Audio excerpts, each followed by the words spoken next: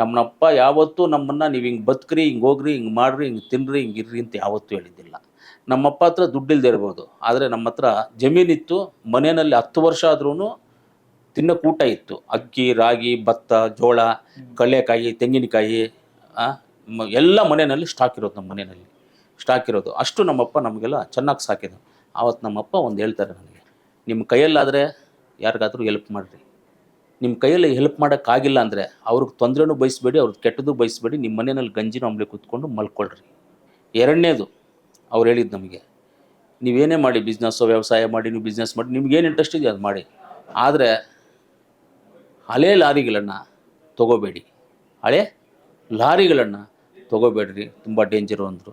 ಮೂರನೇದು ನಮ್ಮಪ್ಪ ಹೇಳಿದ್ದು, ಕುದುರೆ ರೇಸು, ಆಮೇಲೆ ಇಸ್ಪಿಟ್ ಹಾಕಕ್ಲಾಡೋದು, ಆಮೇಲೆ ಇಂಥದ್ದೆಲ್ಲ ಗ್ಯಾಮ್ಲಿಂಗ್ ಅನ್ನೋ ವಿಚಾರಕ್ಕೆ ಮಾತ್ರ ದಯವಿಟ್ಟು ಹೋಗ್ಬೇಡ್ರಪ್ಪ. ನಾಲ್ಕನೇದು ರಾಜಕೀಯಕ್ಕೆ ಬರಬೇಡ ಅಂತ ನಮ್ಮಪ್ಪ ಹೇಳಿದ್ರು.